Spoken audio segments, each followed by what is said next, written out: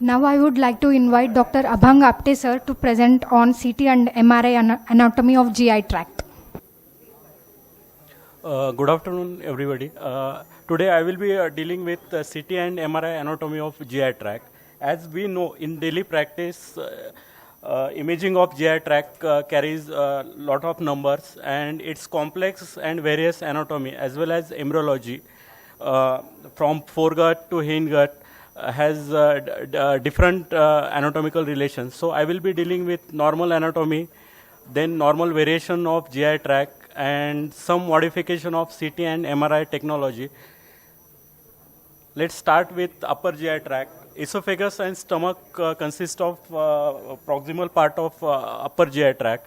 Esophagus is long muscular tube-like structure, start from cricopharyngeus to gastroesophageal junction, that is in abdominal hiatus. We on CT imaging divides esophagus in three parts, that is cervical, thoracic and abdominal.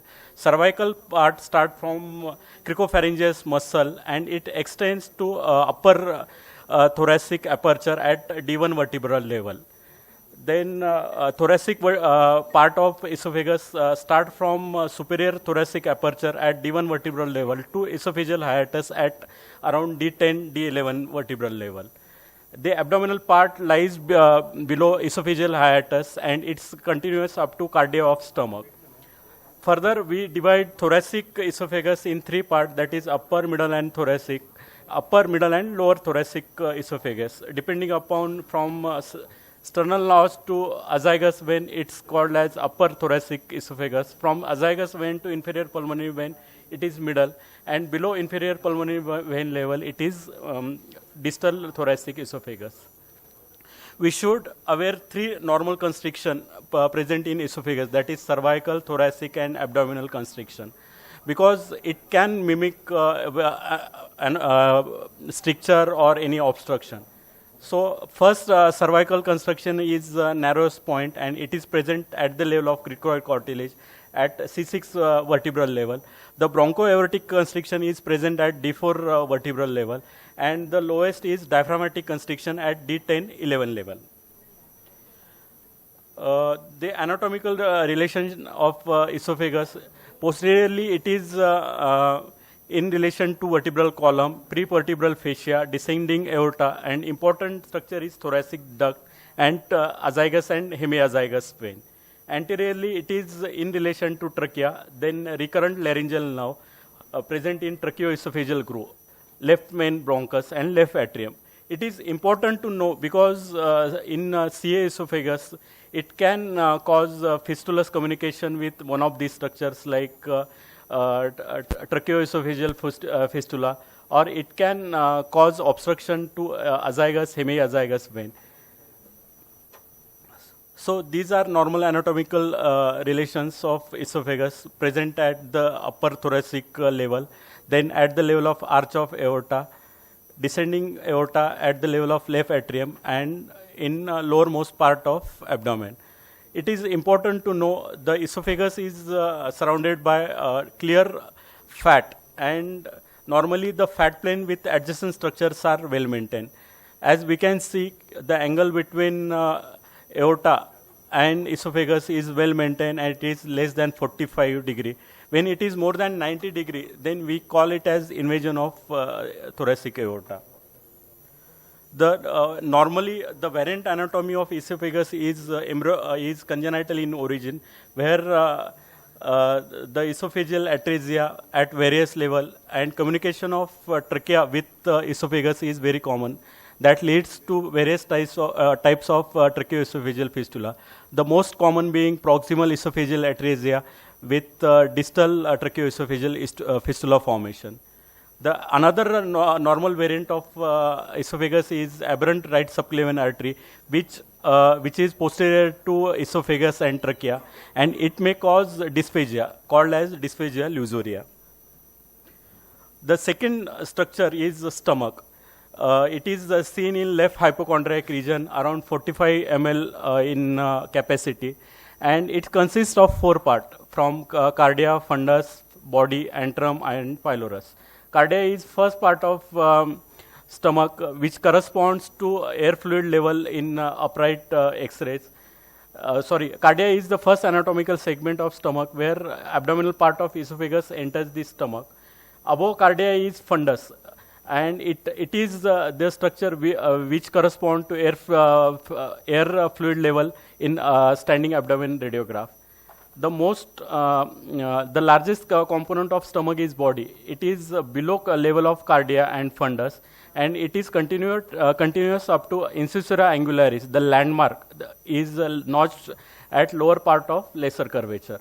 Below incisura angularis is the antrum, and below antrum is pylorus. Pylorus is very important structure because it is the thickened band of circular muscle that form a sphincter and which controls the rate of gastric emptying. So any abnormality of pylorus may lead to gastric outlet obstruction. The normal length of pylorus in adult is 1 centimeter. On CT or any cross-sectional imaging, the normal gastric wall thickness is around 2 to 3 mm. It is in upper body region, while in antrum it is 5 to 7 mm.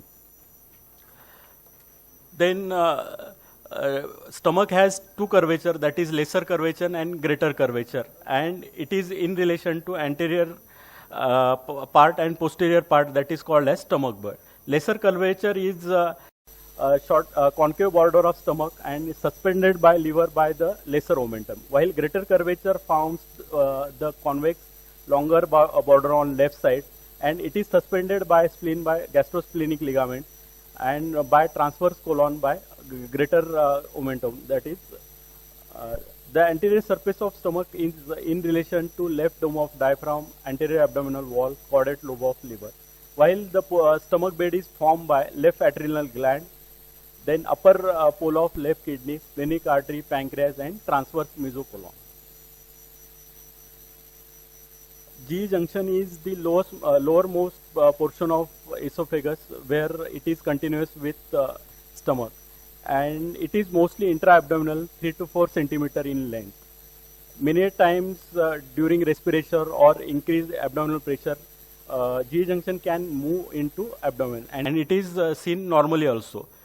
When there is presence of G junction or fundus of stomach in hemithorax, then we call it as hiatus hernia. So it is important to follow the gastric rural pattern, to differentiate between normal G junction in hemithorax and hiatus hernia.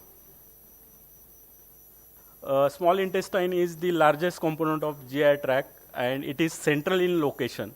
So let's see briefly two important technique of CT and MR, that is CT enterography and MR enteroclysis. We use negative oral contrast media, that is water, or other contrast media like PEG, then some ready-made form like volumen.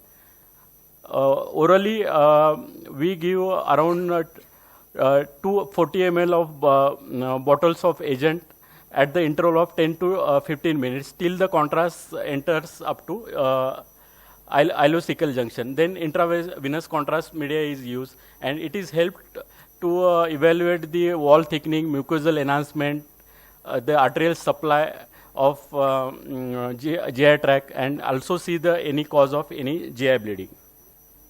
In MRI enteroclysis, the most commonly used media is biphasic oral contrast media, which is low signal on T1 weighted images and shows high signal on T2 weighted images. Most common media is water, methyl cellulose, or 2.5% mannitol. We use coronal trophy images or coronal fat saturated HASTE images and coronal T1 fat saturated images in post-contrast studies.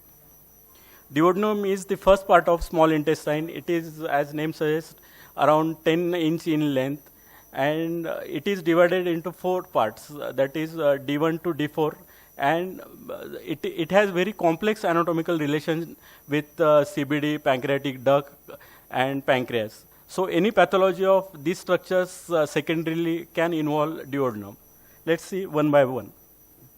D1 is superior and first part of duodenum, and it corresponds to decap on barium studies. Anatomically, it is in relation to gallbladder and liver anteriorly, posteriorly CBD, portal vein, gastroduodenal artery, and superiorly it has epiploic foramen, and as image shows, it has inferiorly pancreatic head.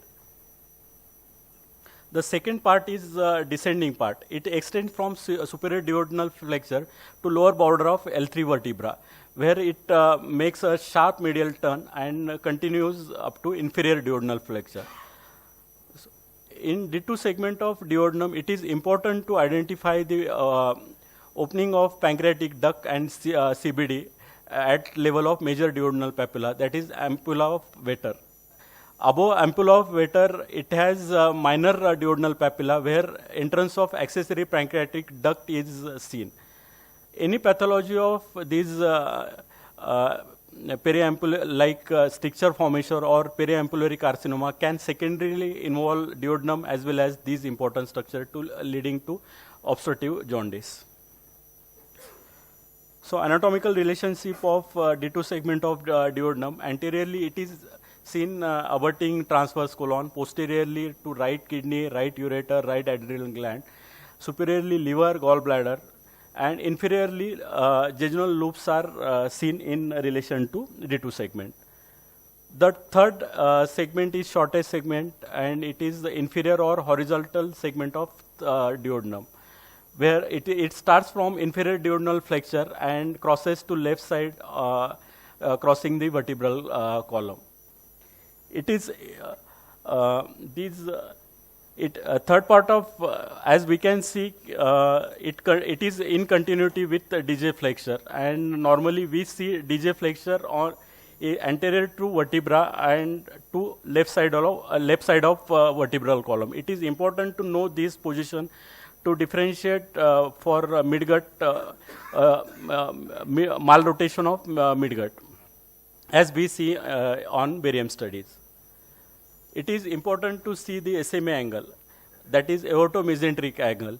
Normally it is 28 to 65 and the distance between aortomesenteric normally is 10 to 34 mm.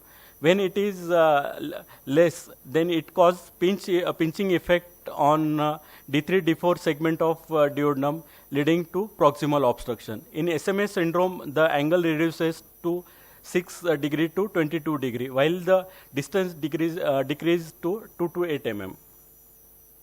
The fourth part is the last part, and it is ascending part of duodenum, where it is continuity with DJ flexure. And normally DJ flexure is surrounded by a peritoneal fold containing muscle fiber, also known as ligament of Treves. D3 segment and D4 segment of duodenum form the C-shape structure, and it is correspond to normal C loop as we see on barium studies. The variant anatomy of duodenum, many times normally diverticula are seen in D3 or D2 segment of duodenum. Sometimes duplication cysts are also seen there. Then this next largest segment is jejunum and ileum. It is important to differentiate between jejunum and ileum. On location wise, jejunum is seen in upper left part of peritoneal cavity, while ileum is seen in right lower part of peritoneal cavity. Jejunum has greater caliber, thicker wall, and it's more vascular, while ileum has lesser caliber, thinner walls, and less vascular. The normally jejunal folds have thicker size, 2 to 3 mm, than 1 to 2 mm of ileal fold. Jejunal folds have they are more in number and deeper than ileal folds. The mesentery of jejunum has less fat, longer vasa recta, and fewer arterial arcades, while ileum has more fat, more arterial arcades, and shorter vasa recta. So this is a classical feather-like appearance of jejunum loops, while featureless feature of ileum loop. And we can see the adjacent mesentery vasorecta differentiation between jejunum and ileum. Approximately, jejunum is 20 centimeter in length, while ileum is 300 centimeter in length. It is important to identify normal ileocecal junction on cross-sectional imaging because it is the site where many infection like Cox or inflammatory process like Crohn's is very common. IC junction is most distal part of ileum and it is 30 centimeter proximal to ileocecal wall. The blood supply of IC junction is from ileocolic artery. In this image, we see distal portion of ileum. Then it leads to ileocecal wall. The IC wall has some fat, so it has lesser attenuation as compared to surrounding bowel wall. And below ileocecal junction, we see normal appendix. It is 2 to 3 centimeter on posteromedial border of IC junction. Then modification of CT technique, we can do CT abdominal angiography in same settings in suspected case of bowel ischemia. SMA starts from L1 level of vertebra. It is 1 centimeter below level of celiac trunk, and it is the major supply of small as well as large intestine from D2, D3 segment of duodenum to almost 2/3 of transverse colon. It gives many branches like middle colic artery, right colic artery, ileal and jejunal branches. And the important branch is inferior pancreato-duodenal artery, which supplies D2 and D3 segment of duodenum. It is a site for anastomosis between superior pancreato-duodenal artery, which is the branch of gastroduodenal artery. And when there is obstruction of SMA, then anastomosis take from this inferior pancreatico-duodenal artery and superior pancreatico-duodenal artery, which is branch of GDA. We assess small bowel on CT in terms of its diameter. It follows the rule of 3, that is 3 centimeter in diameter. Then normal wall thickness should be less than 3 mm, or the fold thickness should be less than 3 mm. And on X-rays, we say it should be less than 3 air fluid levels. So first assess the caliber, then the pattern of wall enhancement, and bowel wall thickening. It has characteristic enhancement pattern depending upon the various pathology from white, gray, target white, target fat to gas. Then if a bowel wall thickening is present, then we can say whether it is focal, diffuse or segmental. Assess the mesentery in terms of patency of mesenteric vessels, edema, lymph node, fistula, and always see for lumen contest, that is it contains blood, fluid or small bowel feces sign. These are various type of enhancement pattern of bowel wall and various etiology. Large intestine is the then second most common segment of GI tract, and it starts from cecum and ends up to rectum. We can divide it into right hemicolon and left hemicolon. On right side, cecum, ascending colon, transverse colon, and on left side, descending colon, sigmoid colon is present. How we differentiate small versus large bowel? On basis, the small intestine, these are central in abdomen, while large bowel is in periphery, and these are more in caliber. It has 3 distinctive features like tinea, haustra, appendages, epiploicae. Tinea are 3 longitudinal bands, 8 mm wide, and it is located on dorsomedial, dorsolateral anterior walls. These merge where appendix join the cecum and rectosigmoid junction. The haustra are prominent circulation formed in spaces between the tinea. So we can see how on right side large bowel has haustra, that is incomplete folds that are spaced widely, while jejunum and ileum they have like feather-like or featureless features. Normal anatomical variations in the cecals has variation in cecal position depending upon length of mesentery. In lower, these images showing cecum that is almost abetting the urinary bladder. Chilaiditi syndrome, it is interposition of hepatic flexure and transverse colon between liver and right diaphragm. It is incidental finding and often it is transient. So it has very less complication. Here we see colon interposed between anterior abdominal wall and liver surface. Most important is redundant colon, that is drooping of transverse colon in abdominal cavity, or sigmoid colon above the iliac crest level. It is important to see blood supply. Normally SMA and IMA has, here we see the marginal artery of Drulon and arc of Reolon, where SMA obstruction leads to open these anastomic pathways. And in SMA obstruction, this marginal artery is dilated and it forms the anastomotic pathway through arc of Reolon. Cecum, it is shortest segment, 5 centimeter in length, and it is above the ileocecal junction. Maximum diameter is 9 centimeter. Then most important is vermiform appendix, where it is arises from posterior medial surface of cecum to 3 centimeter inferior to IC wall. It is blind ending structure having a length between 2 to 20 centimeter, having mesentery called mesoappendix. Appendicular wall is normally less than 3 mm, and in asymptomatic patient, diameter ranges from 3 to 11 mm. In 6 to 5% of patient, it cannot be visualized depending upon the body fat. Variant anatomy is very rare, can be agenesis, duplex, or horseshoe type of appendix. So this is how it is seen on CT and MRI imaging. It is important to know the positional variations of appendix, most common being the retrocecal appendix in 65 to 70% of cases. Then next common is pelvic in 25 to 30 patients. Then pre or post ileal seen in